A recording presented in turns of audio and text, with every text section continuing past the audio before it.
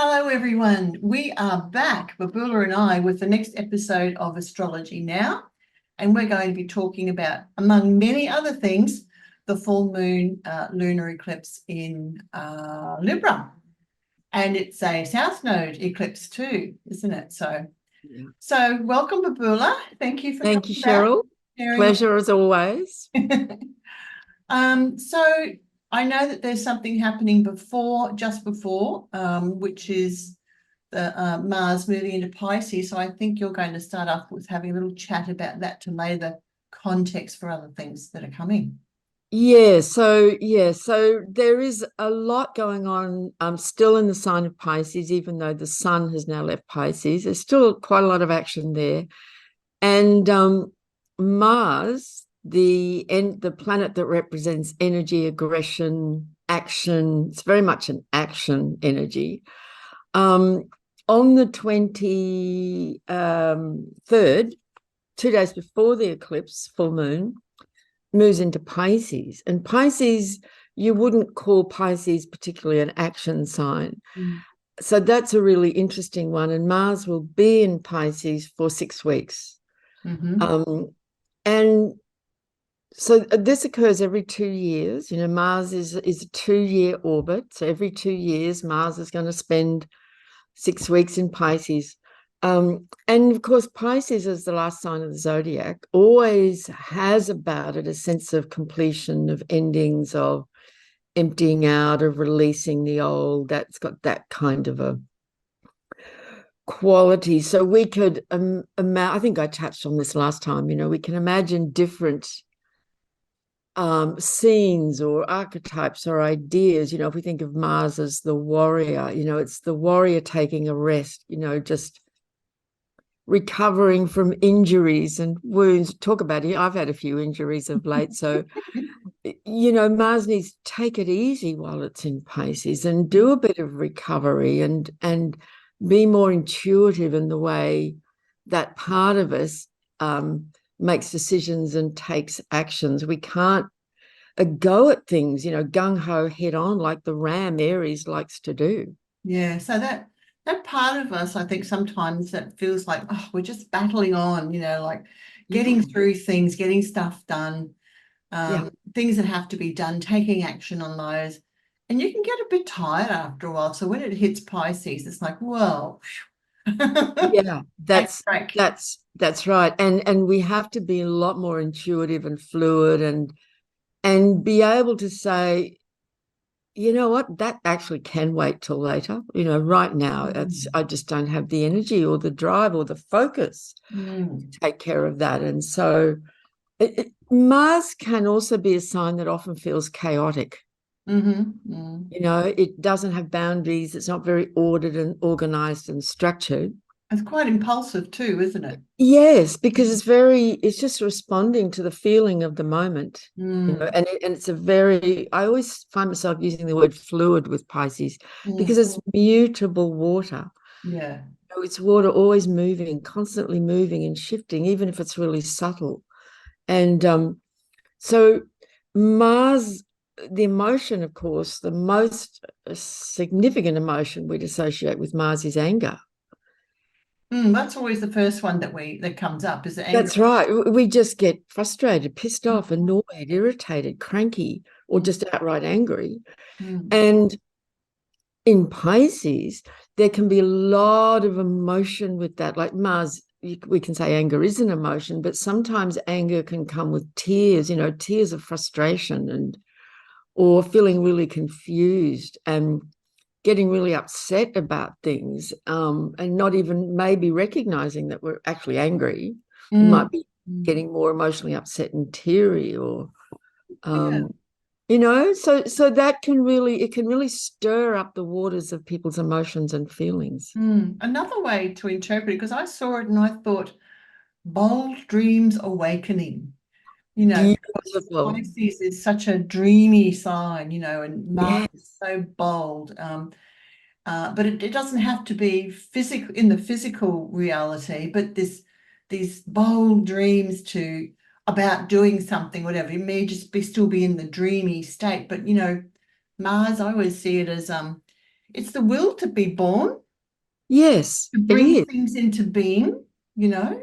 Yeah. Yeah. So when you add that to Pisces, it's like these dreams awaken within us, which are quite big and big and large and bold. And you might talk to people about some of them and they go, oh no, that's not going to, no, that's You just, know, that's a fantasy. yes, Right. exactly. But this is what awakens or can. That's right. And Pisces is a sign that's very connected to imagination and the dream and the fantasy. And how does anything get created if it doesn't first rise up in our imagination? Yeah, exactly. Yeah. So, all the poets and artists and writers and filmmakers and so on, they're all, and musicians, they're all tapping into that imaginal space, of the soul, of the spirit, of the imagination. And Mars can really activate this in a big way over the next 6 weeks. So that can be extremely beneficial for many. Like, it's not a sign that's all about being practical and logical. Mm.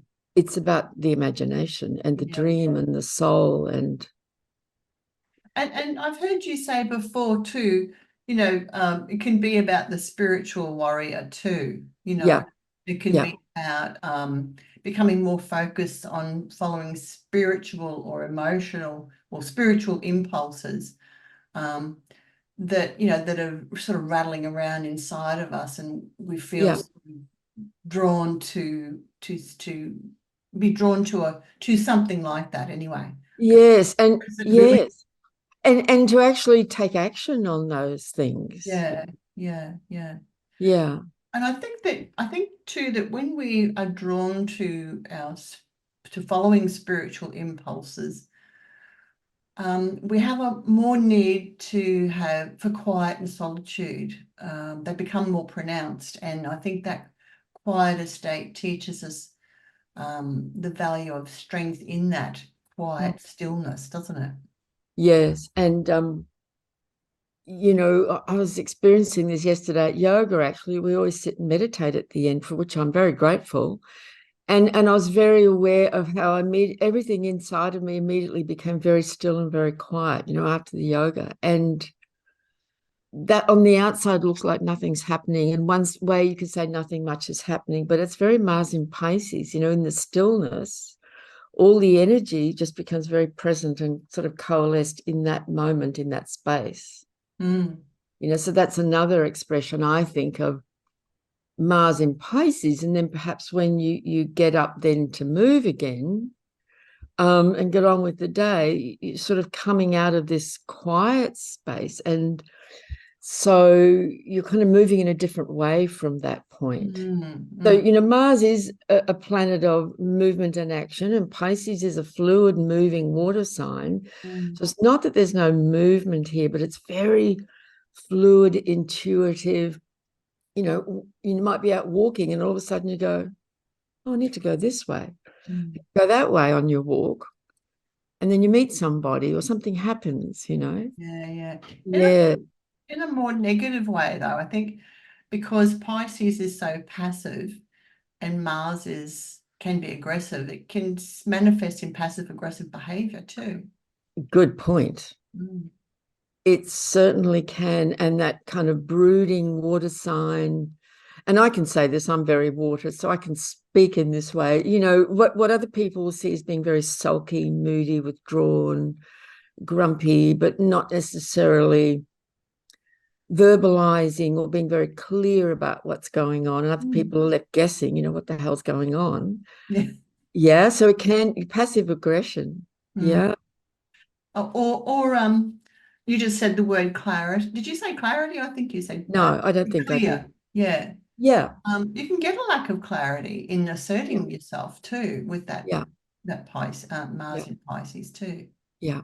Yeah. So it's an interesting one, but very commonly, I mean, we've had so much going on in Pisces, people have been feeling this anyway, but because Mars is energy and drive in Pisces, don't be surprised, folks, if you feel really tired, particularly for the first couple of days. It's that's when it's often felt, and it might be suddenly, oh God, what's happened to my energy? Suddenly I'm so tired and have to lie down. Maybe for a couple of days that might be very noticeable, you know, then we adjust. Yeah. So yeah, it can be quite emotional, you know, Mars can be really stirring up those emotional waters. And if you've got too much on your plate, then you can also get really frustrated and irritated and angry, because emotionally you're just feeling overwhelmed and exhausted, and everything's really sensitive, and you can feel like you're not coping, you know. Yes, yes. So how do you use Mars then to assert your need to create more space for yourself, to give yourself some breathing room? Yeah, so they're just some thoughts about what we might experience with this one. Yeah, there's a bit there to digest. Yeah, and in the end, you pay attention to what you're noticing and what you're feeling with these energies, and then it makes a lot of sense, you know. Then it's really personal to you. Go, that explains why I'm feeling like this. Yeah, that's why it's so I think important to, if you're going to have an astrology reading, to have it with someone who's got lots of experience, not someone like me, because you get, even though there are classic ways that these things play out, there are so many other things going on in someone's chart, isn't there?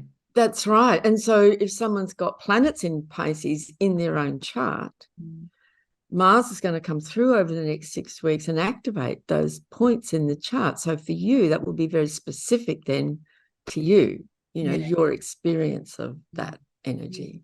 But so not everyone will experience it in the same way. That's right. Yeah. Yeah. So that leads us to, you know, the big event coming up. Drum roll. Drum roll. Lunar eclipse, full moon lunar eclipse. So we actually entered eclipse season at the new moon 2 weeks ago, because this full moon lunar eclipse is part of this lunar cycle. And so here we are at the lunar eclipse on March the 25th, and in Libra. In Libra, 5 degrees of Libra. So for we folk in Brisbane, that the exact moment of it is at 5 p.m. on that day, on the Monday. And of course, that's when, you know, the sun and the moon, looking at a birth chart, if someone's born on a full moon, the sun and the moon are sitting exactly opposite each other in their chart. So you can see at a glance, when you're familiar with these things, oh, this is a full moon person. They were born on a full moon, because the sun and the moon are exactly opposite. What happens with the eclipse is that the Earth is passing exactly between them, and they're lined up with the north and south nodes of the moon. So it's an alignment of all these bodies together every 6 months that causes a full moon to be a lunar eclipse. And so this one's at 5 degrees of Libra, opposite the sun at 5 degrees of Aries, highlighting themes around relationship, balance, harmony, disharmony, justice, fairness, agreements, contracts, things like this, you know, where it could be a business contract, a marriage contract, an agreement made between friends, these kinds of things. And so if anyone who knows their chart has something in their chart at 5 or very close to 5 degrees of Libra or Aries, or in fact of the other 2 cardinal signs as well, Cancer, Capricorn, this eclipse will be activating those points in their chart, but particularly if it's at Libra.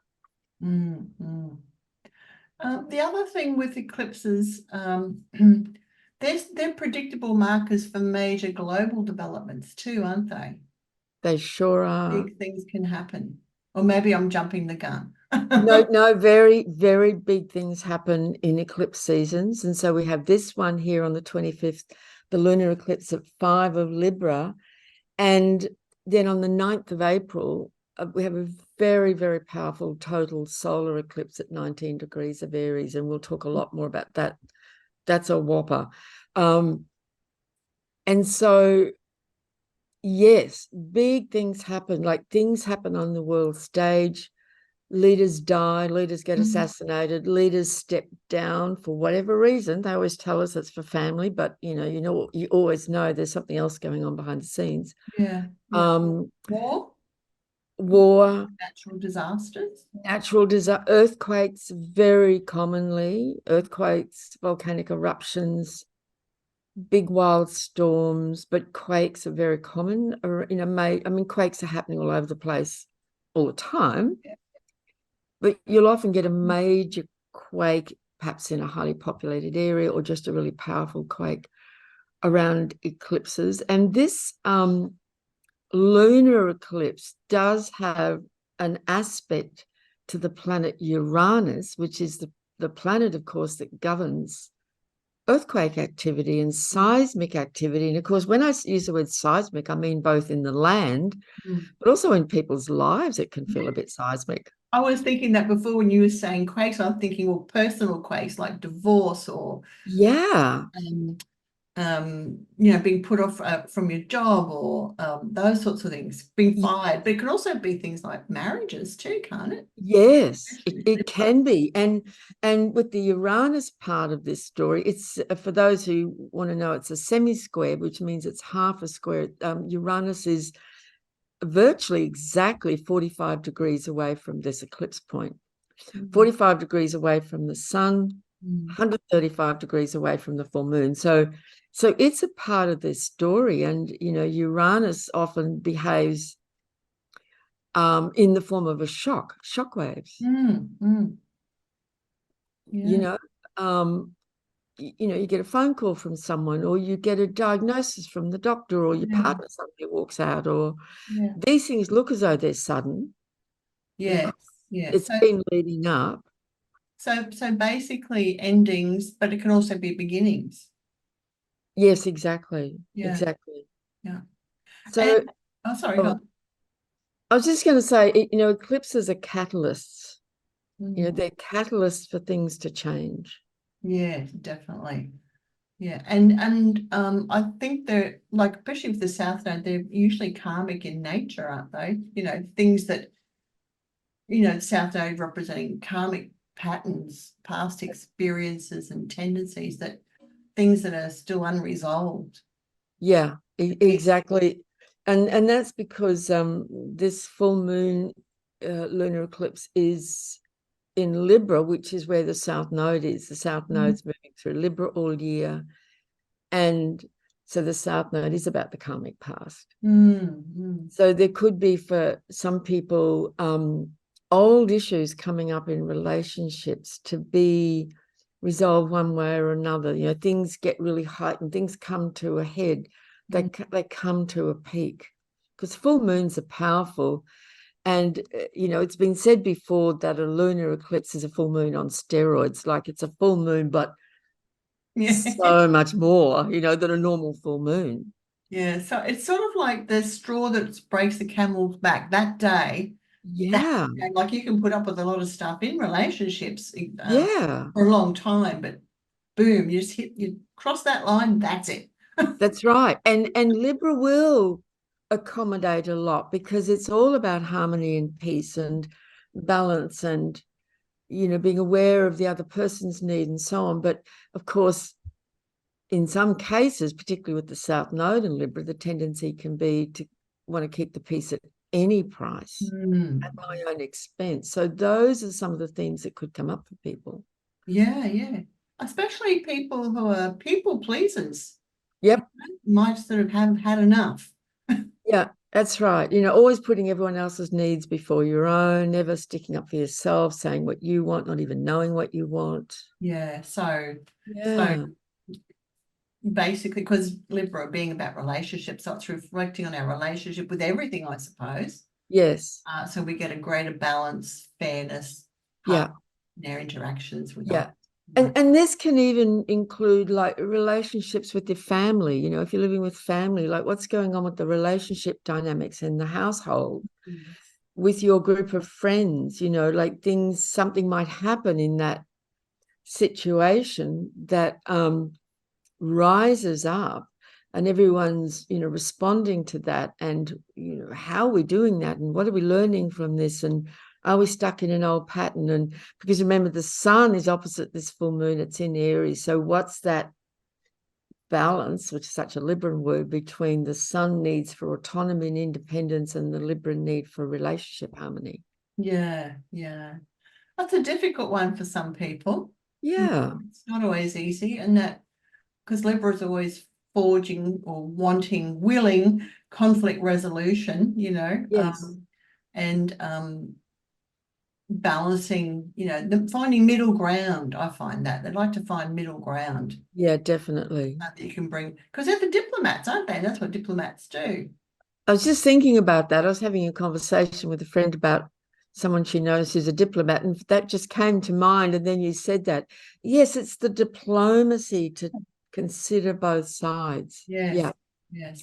Now, as I was looking at this a couple of days ago, 5 degrees of Libra, I thought 5 degrees of Libra, I've seen that before. And I remember where I'd seen that before because I've been teaching astrology for a long time, and years ago I used to use the royal families charts a lot because they just are great astrological tools, like you can see it all there in living color and work with their charts to demonstrate this in action, that see what happens when this happens, Yeah.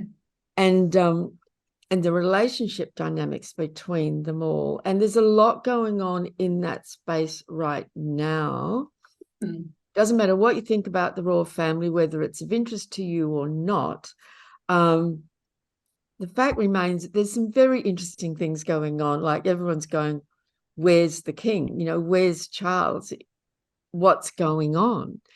What's going on with Kate Middleton? Where the hell is she? Now I find this absolutely fascinating. Yeah.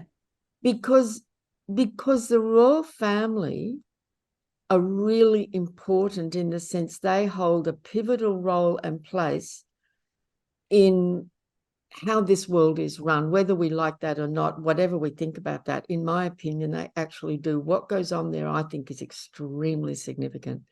So here's a few things for those who might be interested, a few things about 5 degrees of Libra. The Duke of Windsor, who supposedly abdicated his throne to marry the woman he loved, as he said in his speech, South Node 5 degrees of Libra. Oh, wow. Diana and Charles got married, and this is the one I've always remembered. This has always stayed in my mind. Charles and Diana got married when there was an exact Jupiter-Saturn conjunction. These conjunctions happen every 20 years at 5 degrees of Libra. Meghan Markle, in her birth chart when she was born, the moon was at 4 degrees of Libra, Jupiter was at 5 degrees of Libra, and Saturn was at 6 degrees of Libra. Meghan Markle was being born when Charles and Diana were being married. Oh, wow, that's interesting. Right at this 5 degrees of Libra, and it's the South Node of the Duke of Windsor. Prince George, apparently the heir to the throne, right after William, Black Moon, Jupiter, and Mars, all at 4, 5, 6 degrees of Cancer, which is square to Libra. Diana was divorced when Chiron was at 8 degrees of Libra. William and Kate both have Mars at 9 and 10 degrees of Libra. They were born very, very almost the same time. And in October this year, there'll be a solar eclipse at 10 degrees of Libra. So there's all this activation going on with this eclipse right now, while there's all these big questions about what's going on with Charles, what's going on with Catherine. Her children haven't been seen either. There's been all these kind of false flags in the media about, which is kind of very entertaining and interesting. But there's a big thing going on there, and I'm very fascinated to watch this eclipse. And there's more to come with the royal family, because this is how my mind works astrologically. If I get on a trail, I start going, oh, and what about? And then I start having all these kind of thoughts, and I just follow the trail. Don't worry, folks, this is what astrologers do. And with the total solar eclipse coming up at 19 degrees of Aries, on the 9th of April, all of them, Kate, Meghan, Andrew, William, Diana's death, the Duke of Windsor, the United States, the Charles and Camilla wedding, all have these powerful points exactly on those degrees. Wow. Exactly. So this is when you said, big things can happen on the world stage. Yeah. You bet. And William was born right on an eclipse. Right. So there's a lot going on in that space, and there's a lot going on that we're not being told. And I find it very interesting and intriguing. Well, stay tuned.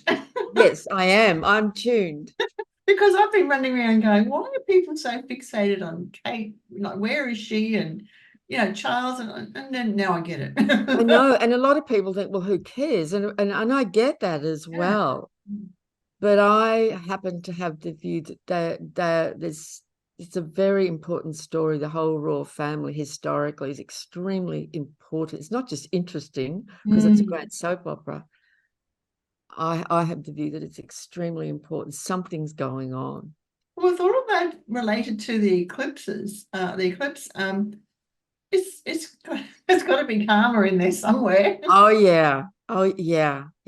And the United States too has Jupiter, which is an important planet in the United States chart at 5 degrees of Cancer, which is exactly square this eclipse point. So yeah, it's very, very intriguing, to say nothing of the big Jupiter-Uranus conjunction coming up in April, which is also activating a lot of their charts. I think we're going to see some interesting developments over the next month in that space. But this is just an example of eclipses at work. Yeah. I didn't know the US had Jupiter in Cancer. No wonder they have this, what is the thing about the apple pie that they say? Yeah, mum and apple pie. Yeah, it's like, oh my gosh, how can Well, the United States is Sun in Cancer as well. It's Sun conjunct Jupiter. Oh, okay. We are the greatest country in the world, kind of thing. Yeah, explains it. Yeah, Jupiter conjunct the Sun. Yeah. So very, very intriguing. On this eclipse, there's also a very lovely sextile, which is a harmonious contact between Venus, which is very happily moving through Pisces right now. Venus will be at 16 degrees of Pisces on the day of the eclipse, making a beautiful sextile to Jupiter at almost 16 degrees of Taurus. And that's the two benefics, Venus and Jupiter, in a beautiful harmony with each other across Pisces and Taurus. That's lovely. So there's this combination of quite big volatile energy and developments with the eclipse, but at the same time, like for some people in their relationship, something might happen, but it can also be extremely beneficial and helpful and beautiful. Like some people might actually come into money with that Venus-Jupiter sextile. Yeah. There could be some really positive, beautiful developments for some people in their own life or in their relationship life.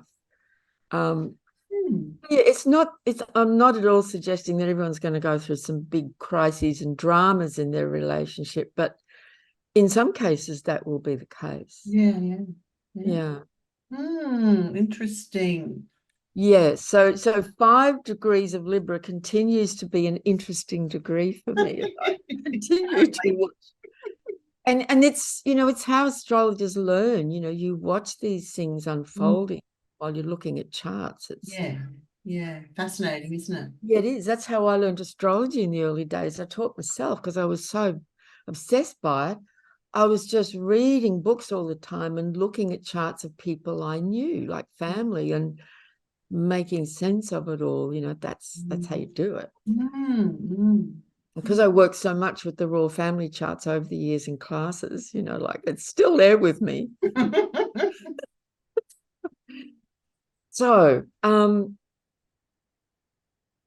okay, so then we move into April, and the next important thing, astrologically speaking, is that on the 2nd, Mercury turns retrograde. So Mercury will be retrograde in Aries for 3 weeks, which is, the first 3 weeks of the month of April. So Mercury's currently in Aries. On the date of the eclipse, Mercury's at 23 of Aries, gets to 27. So it's starting to slow down now. He'll be slowing right down on the 2nd of April, gets to 27, and then begins to turn back, gets to 15 degrees and 58, almost 16 degrees of Aries on the 25th, and starts to turn direct again. So anybody with planets between 16 and say 27 of Aries, and I have one there in that space, will absolutely be feeling the impact of this Mercury in retrograde. But the other thing is that Mercury, as it retrogrades through this second half of Aries, will be meeting up with other planets actually in Aries. It'll meet up with the North Node. It's going to cross over Chiron 3 times. So there'll be a lot happen. As I said, from the end of last year, April 2024 is going to be a big month astrologically. And so we're in eclipse season. It's at the Aries time of year, which is always a high energy time.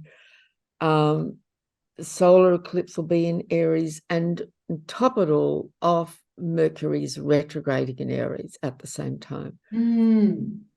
Mercury retrograde in Aries. I'm thinking conflict in communication. Yes. Yeah. Things could get pretty fiery. Yeah, absolutely. Yeah, words spoken in anger. Yes, yeah. Words as weapons. Yeah. So we're all going to have to watch. Too.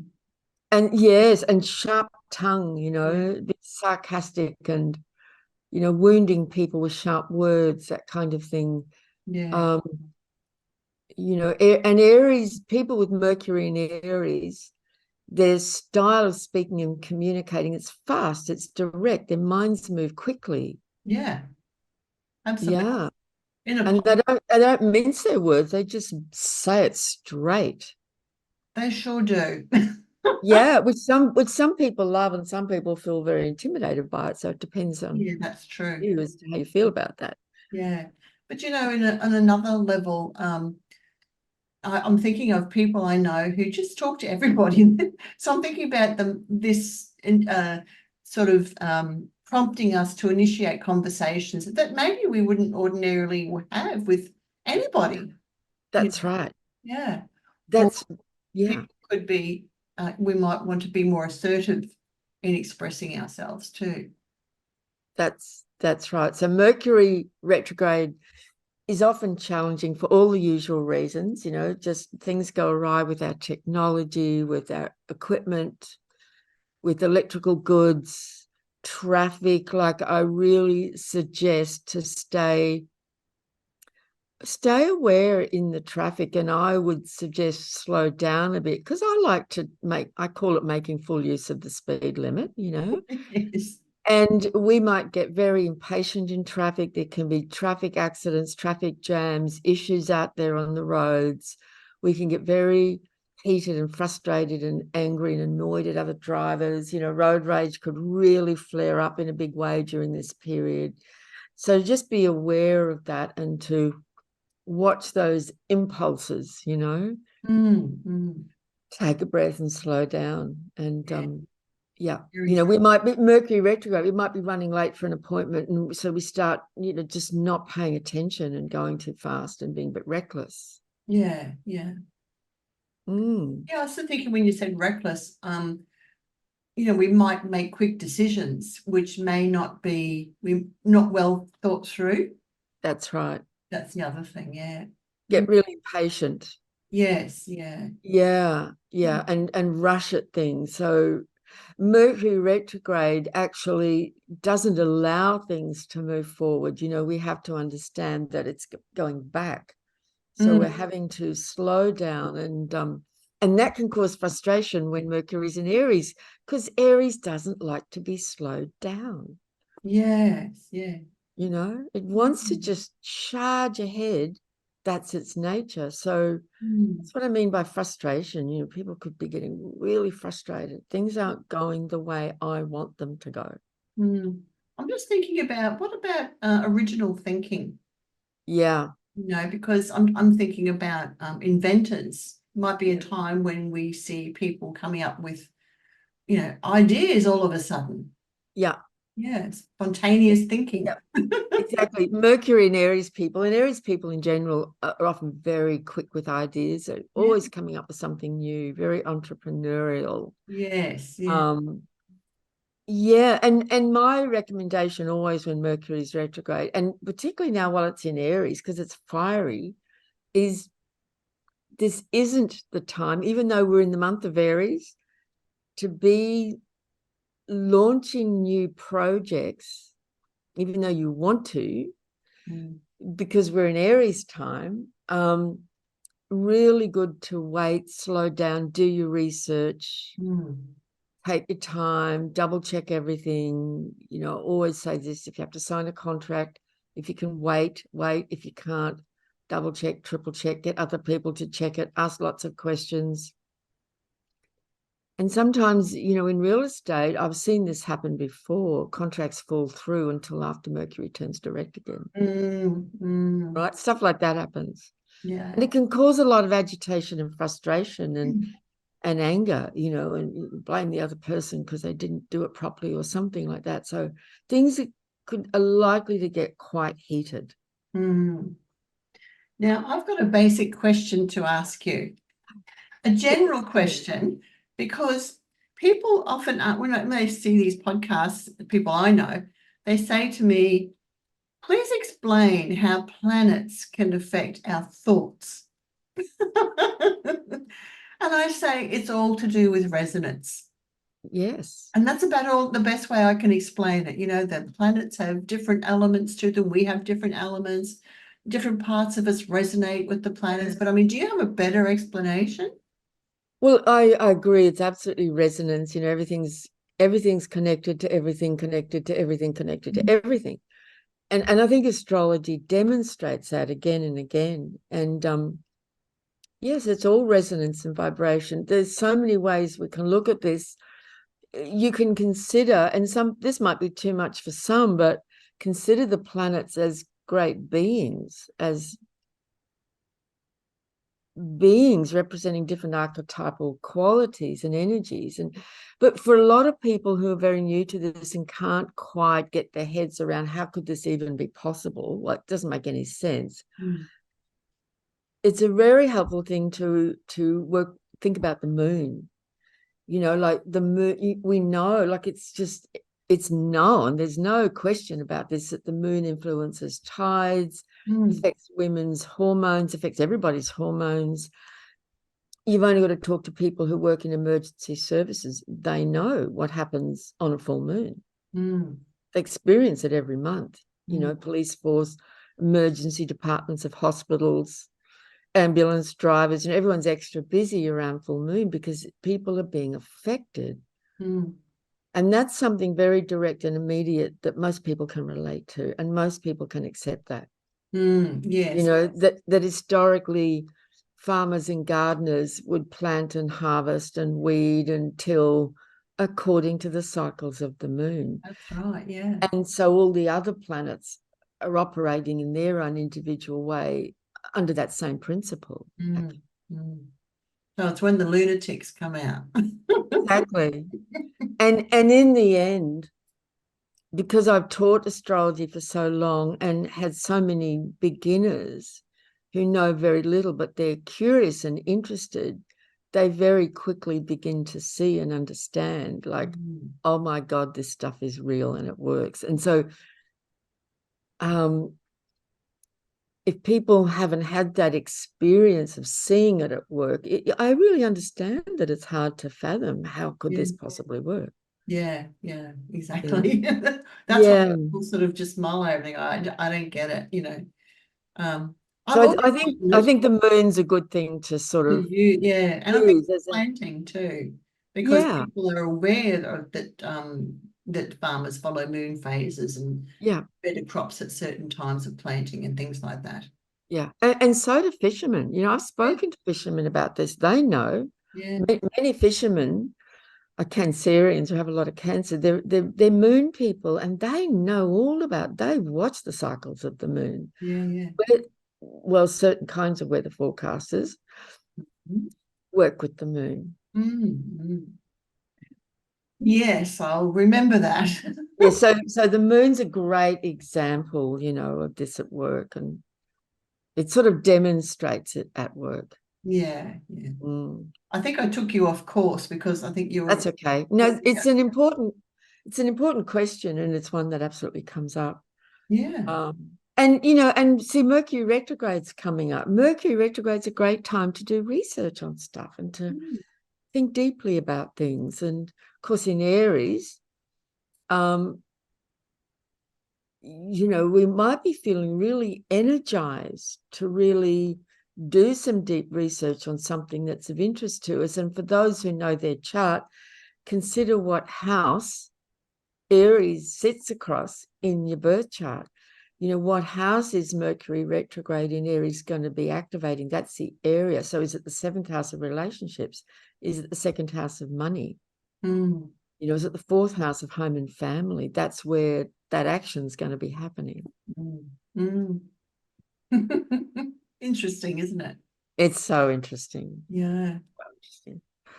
I think you're up to Venus in Aries, where Yeah, so let's look at Venus. On April the 3rd, Venus is coming towards the end of Pisces and will join with Neptune at 28 degrees of Pisces. Pisces is still hanging around those last degrees of Pisces, Neptune on those last degrees of Pisces all year, and next year begins to move backwards and forwards across the Pisces Aries cusp. On April the 5th, Venus leaves Pisces. She might shed a few tears because she loves being in Pisces, but she'll go into Aries. oh no, don't send me there. And then she becomes Xena, warrior princess, Yeah. right? The feminine takes on the warrior energy. Or it's not only warrior, it's action. Mm. You know, she wants to go out and run. She wants to get down to the gym. You know, we're wanting to really activate that energy. And so there's a lot going on in Aries, as we know, and now Venus is going to join the I, fray. I think she might become a cougar. Exactly. You know, the love of the Aries is known for the love of the chase and the conquest, you know. Certainly is. And so yeah, women with Venus in Aries in their chart, they're not shy about approaching people. If they like the look of someone, even just to strike up a conversation, or if they really like the look of someone, they'll just go up and make an approach. Yeah. Say, hello, my name's so-and-so, who are you? You know, or they might just be very direct and, you know, well, I like the look of you, you know, and just absolutely. So Venus becomes more active, directed, direct. Yeah. Yeah. Look, while all this energy is going on in Aries, I just thought of this because I'm experiencing this myself. I am very, very motivated at the moment to get fit and strong physically because I've neglected that. And I've had a few injuries lately, and I shouldn't be because I'm not doing anything to warrant them. So the message has become very loud and clear to me. And so I'm really motivated. I've already started. And I think while these planets are in Aries, I think this is a good opportunity to, you know, what are we doing about our fitness? Because people with a lot of Aries in their chart, they just naturally want to, need to be physically active. Yeah, very active, yeah. You know, whereas I'm less inclined naturally to do that. I have to put a bit more conscious effort into it and use my willpower to actually do it. So, but I will say, while Mercury's retrograde in Aries, yes, exercise, but I wouldn't overdo it. because there may be an injury that can come from just pushing it too far. Even doing yoga, like, just absolutely do it, but don't overdo. Yeah, you can cause a bit of muscle harm, that kind of thing, because Aries is the muscles. Oh, well, gardening is my style of exercise. Yes. I love being outdoors. My Sagittarian sun goes, oh, Absolutely. the sun and the breeze and the environment and the plants. And oh, great. yeah, And it's a bit cooler now. And lovely. yeah, so, walking, yoga, swimming, if you go to the gym, take it easy, don't push. So yeah, Venus in Aries, that's for about 3 weeks. She'll be in Aries. And that, look, I'm going to just slip back to Mercury retrograde for a moment, and then we'll go on to the solar eclipse coming up on the 9th of April. While Mercury's retrograde or going through Aries, oh, by the way, Mercury will be in Aries for 10 weeks. 10 weeks. Wow. 10 weeks. I think last time I said 6. And even when I said it, my mind went, is that right? Because I knew it wasn't right. Oh, It's actually right. Okay. It'll actually be 10 weeks. Oh, okay. Normally, when Mercury's at full speed going direct, he's in a sign for about 3 weeks. So that's just to really highlight that it's here in this fiery sign for 10 weeks. And over that period, it will make 3 conjunctions with Chiron, the wounded healer. On the 16th of April, Mercury retrograde makes a conjunction with Chiron. Right around the eclipse degree. So I really want to say, take it easy driving, take it easy with exercise. By all means, do it, but just know there's some really strong energies that can really manifest in accidents and injuries and conflict, like real conflict. So, it's quite strong. And then there'll be a 3rd conjunction with Chiron. Mercury, during his journey through Aries, will also make 3 conjunctions with Eris, Eris, the warrior goddess of chaos and war. So I know I'm laughing, but really it's a lot of very volatile, hot-blooded energy, which can be a real mix of, big flare-ups of conflict, accidents, injury, explosions, earthquakes, conflicts in relationships. But it can also be helpful if we're, really working with this and managing it and keeping an eye on how we're reacting to things. Can also be really helpful to get us really clear on our own sense of autonomy and what is true for me and what I need, and how I respond and take action and so on. Yeah. Very interesting time coming up through April, a very powerful time. There'll be a lot going on in the public space in the world, on the world stage. Things are going to get very interesting. So that then leads us to the total solar eclipse on April the 9th. And I just want to hold it up. I've got it here. I've actually circled it. So this is the new moon. So every month we have a new moon. Every 6 months it's an eclipse. There's the sun and the moon, the eclipse at 19 degrees of Aries, conjunct Chiron at 19 degrees. They're all at 19 degrees 45, the sun, the moon, and Chiron. It's an exact. And there's the North Node at 15 degrees. That's why it's a total eclipse, because the North Node is so close to it. Yeah. Only a couple of degrees. And there's Mercury retrograde at 24 degrees, moving back towards these planets. So that is very, very strong all around this 19 degrees of Aries. So again, it's a marker, it's a catalytic marker of peak moments, of endings, of new beginnings, of change. change. So, in the ancients were seeing that eclipses, earthquakes were happening, kings were being killed in battle, people are being dethroned, prime ministers are stepping down or being forced to resign, and scandals and all these big events occurring around eclipses. A lot of that's because the nodes, and when it's a total eclipse, when the sun will be completely blocked out because it's total. That moon passes between the earth and the sun, and the sky goes dark. The light goes out. Yeah. And I meant to bring the printout of the map, but many people would have seen this online already, because it's being called the United States eclipse, because this total solar eclipse in Aries is actually traveling up through from the south of the states through Texas, and kind of curving across that kind of northeast part of the United States. And so it'll be amazing viewing for people on that eclipse pathway. I'll bring that next time when we talk about this. We'll be right at that point.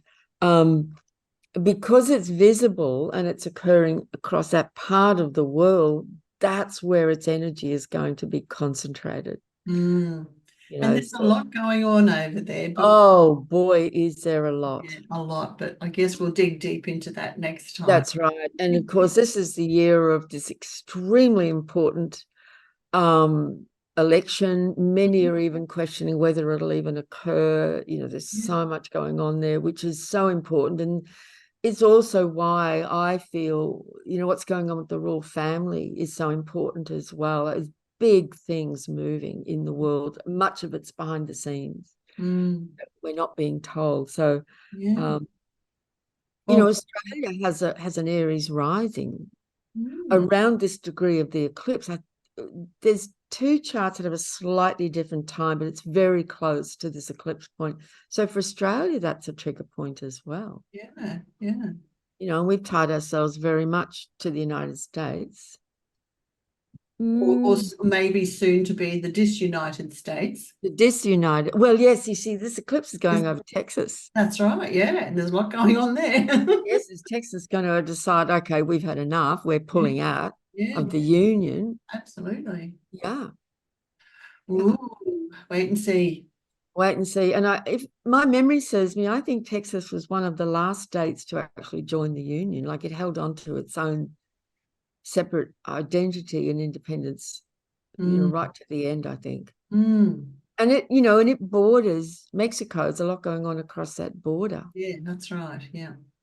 A lot going on in Texas. So for those who follow these things. So yeah, very, very, very powerful time. And then following on, just to sort of bring this in, to really reinforce, while I and other astrologers have been highlighting April for so long, on April the 21st, there's the very important Jupiter-Uranus conjunction.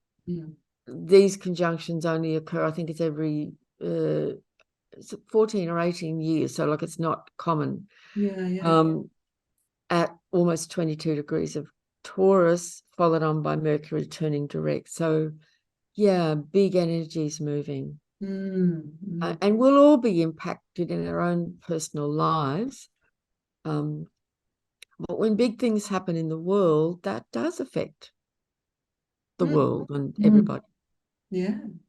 So stay tuned and watch this space. Watch this space. Lots happening. Yeah, we'll talk more about that next episode. Yeah. So I would say, take care, everybody. Enjoy the Aries energy, because it's great energy. We come alive. With Aries, people have so much energy, and they're fun, they're engaging, they're dynamic, they make things happen, they get things done. They certainly do. Yeah. Well, thank you for that, Babula. And go away with a headache now, talking of Aries. But anyway, well, yes, the head is Aries as well. That's right. Yeah. Oh, well, everyone, if you enjoy this episode, please remember to like it, leave your comments, share it with your friends. And Babula and I will be back next time to talk about the next lunar cycle.